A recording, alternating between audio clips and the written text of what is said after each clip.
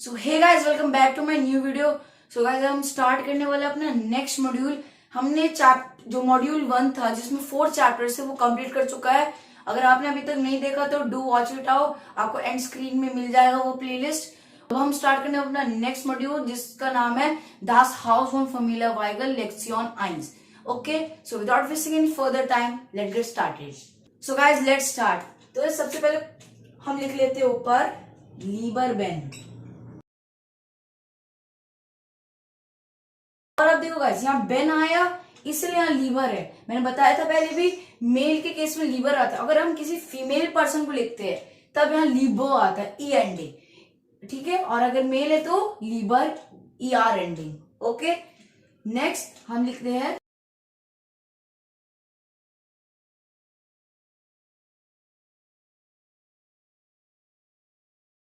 We गेट्स, how are you, मिया गेट गुड, आई एम गुड। ओके, तो गाइज ये था मेन फॉर्मेट। अब क्वेश्चंस को आंसर करते बनो। तो सबसे पहला क्वेश्चन क्या है, वो वोंट्स डू। अब देखो गाइज, यहाँ पर पूछ रहा है तुम कहाँ रहते हो, ठीक है। अब यहाँ हमें बताना है आप कौन सी सिटी में रहते हो। आपके सिटी का जो नाम है आपको वो लिखना है। तो आप आंसर कैसे करोगे,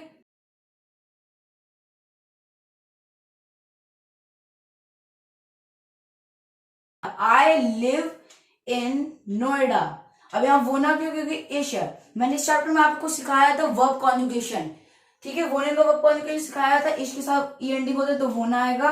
और यहाँ वोन्स क्यों, यहाँ दू है, ठीक है। तो इश वोना इन Noida, I live in Noida. Next question क्या पूछ रहा है, वी फील जिमा।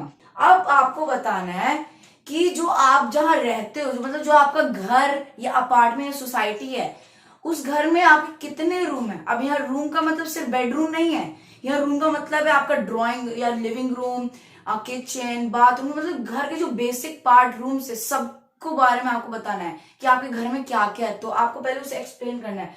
माई house has a dash a this, ठीक है। अगर देखो भाई, आप हाउस में रहते हो अगर, तो आप माइन लिखोगे, ठीक है। House in the sense house जो फ्लैट एंड ऑल। अगर आप सिंपल हाउस में रहते हो तो आप हाउस लिखोगे। अगर आप अपार्टमेंट या सोसाइटी में रहते हो तो आप वोनूम लिखोगे, ठीक है। तो माइन हाउस, जो लोग हाउस में लिखेंगे वो ऐसे लिखेंगे, और जो अपार्टमेंट या सोसाइटी में रहते हैं उसे लिखना है माइन। यहाँ पर माइन आ जाता है अगर अपार्टमेंट की बात की जाए तो। अपार्टमेंट को कहते हैं हम वोनूम। तो माइनो वोनूम, माइना हाउस, ठीक है। अब हम लिखेंगे हार्ट। हार्ट क्यों, क्योंकि हैज। तो माई हाउस या माई अपार्टमेंट हैज, अब क्या क्या है वो बताना है हमें। तो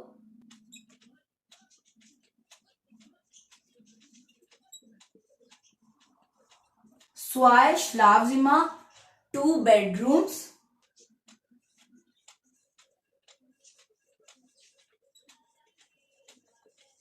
ein Wohnzimmer, a living room या ड्राइंग रूम जो कह लो,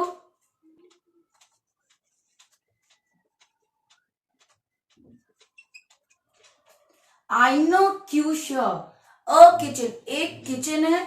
अब देखो गाइस, यहाँ पर आइन है और किचन का आइनो है। अब मैंने आपको ये भी बताया था कि सबका आर्टिकल जो होता है रूम का डिफरेंट होता है कुछ का। जैसे किचन का आर्टिकल क्या है, डी, तो इसीलिए इंडेफिनिट में आइनो आया। जैसे और इसका क्या है डेफिनेट, दास, इसलिए यहाँ पर इंडेफिनिट में आइन आया, ठीक है। आइन वोनजिमा, आइनो क्यूशा, स्वा श्लावजिमा und and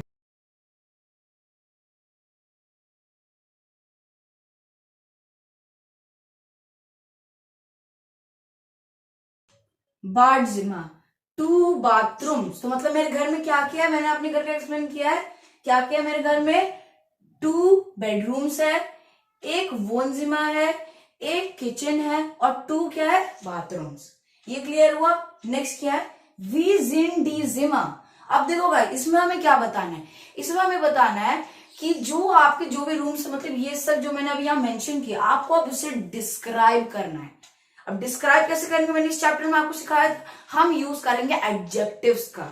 अब मैंने इसके ऊपर एक वीडियो भी बनाया है, how to describe your house in German, ठीक है। तो आपको एंड स्क्रीन में मिल जाएगा, डू वॉच इट आउट, क्योंकि ये जस्ट उसी की तरह सेम है, मैंने उसमें अपने घर को भी ऐसे ही एक्सप्लेन किया जैसे अभी मैं इसमें करने वाला हूँ। ठीक है, तो अभी फिलहाल इसमें कर लेते हैं। इसमें अभी कैसे करेंगे, एक एक करके।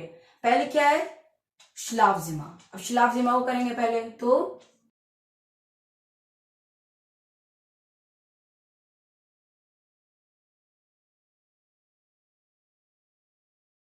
अब मैंने क्या लिखा, डी श्लावजिमा जिंड ग्रोस। अब आप कंफ्यूज हो रहे होगे क्या डी क्यों आया और यहाँ जिंड क्यों आया। अब देखो यहां पर मैंने मेंशन किया हैज माई अपार्टमेंट या हाउस हैज 2 बेडरूम्स। तो 2 है, 2 क्या प्लूरल है कि नहीं, तो 2 प्लूरल है, तो इसलिए मैंने यहाँ पर डी का यूज किया है। डेफिनेट में भी यहाँ पर बताना द में, इसलिए यहाँ पर डी किया है। ठीक है, तो डी श्लावजिमा द बेडरूम्स आर ग्रोस। तो जेड का मतलब आर होता है, सेंटेंस में भी हम बोले तो आर आ रहा है, इसलिए जेड यूज किया। तो द बेडरूम आर ग्रोस, दो चीज के लिए हम आर यूज करते हैं। ठीक है, अब नेक्स्ट बढ़ते हैं। नेक्स्ट है वोनजिमा लिविंग रूम। तो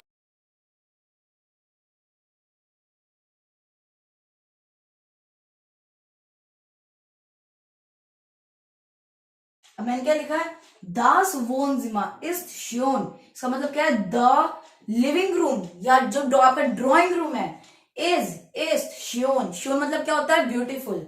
तो the living room is beautiful. Next क्या है हमारा, किचन। अब किचन का बताना है हमें। तो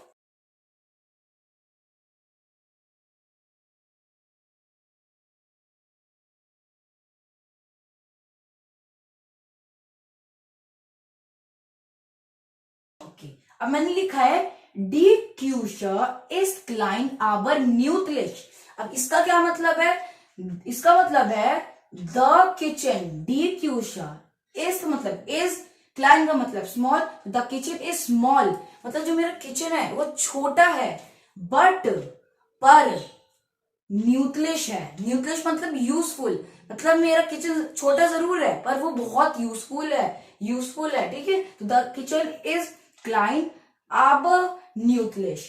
ठीक है, इस चैप्टर में मैंने सब एडजेक्टिव्स को अच्छे से बताया है, आप वो वीडियो जरूर देखना जिससे आपको यहाँ पर कोई कंफ्यूजन ना हो। ओके, नेक्स्ट देखते हैं। नेक्स्ट जो है हमारा बाथजिमा। बाथजिमा मतलब बाथरूम्स।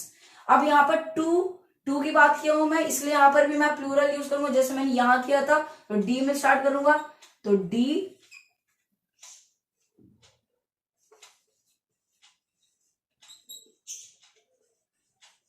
बाथजिमा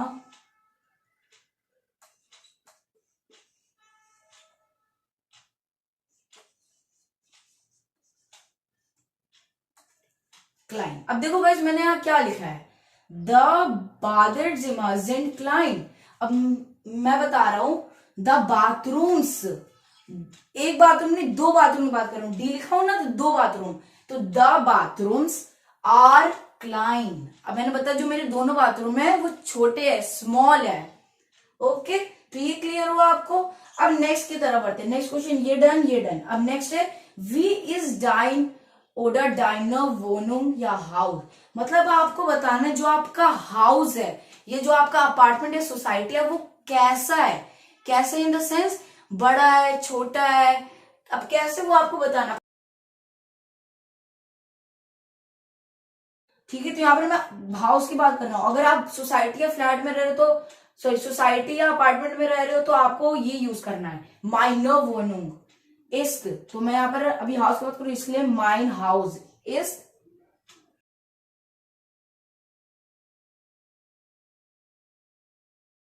मैंने क्या लिखा है, माइन हाउस इज निस्ट सो ग्रोस।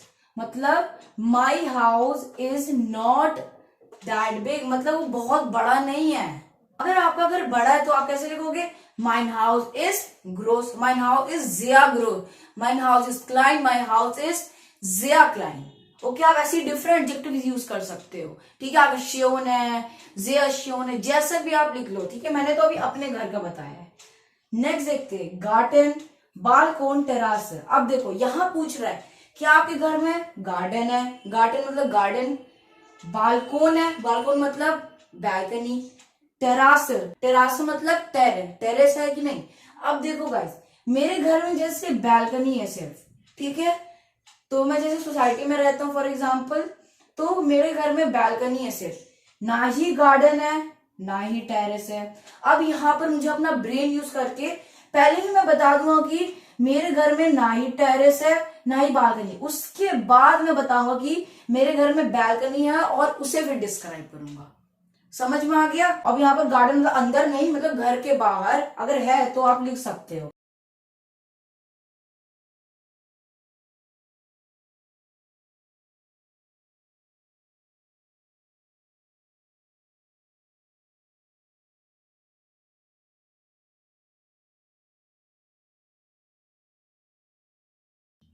अब मैंने क्या लिखा है, माइन हाउस हार्ट काइनेन गार्डन und keine Terrasse। अब इसका क्या मतलब है, my house has, sorry my house don't, sorry doesn't have a garden and terrace. अब देखो इसे हम कैसे लिखते हैं, मतलब जो मेरा घर है ना ही वहां गार्डन है ना ही टेरेस है। अब यहाँ काइनेन क्यों आया और यहाँ काइनो क्यों आया, पक्का डाउट होगा आपको। अब देखो गार्डन का जो आर्टिकल है वो है डेयर। अब डेयर का इंडेफिनिट क्या होता है, अब जिसको नहीं पता इंडेफिनिट डेफिनिट बता दूं, डेफिनिट मतलब द और इंडेफिनिट मतलब अ और एन। मतलब जैसे डेयर का क्या है आइनन, डी का क्या है आई नो और दा का क्या है आइन, ठीक है, तो वैसे ही यहाँ पर है, ठीक है। तो गार्डन का जैसे है आइनन मतलब डेयर, इंडेफिनिट उसका आइनन है, तो बस हम उसके आगे के लगा देते हैं काइनन।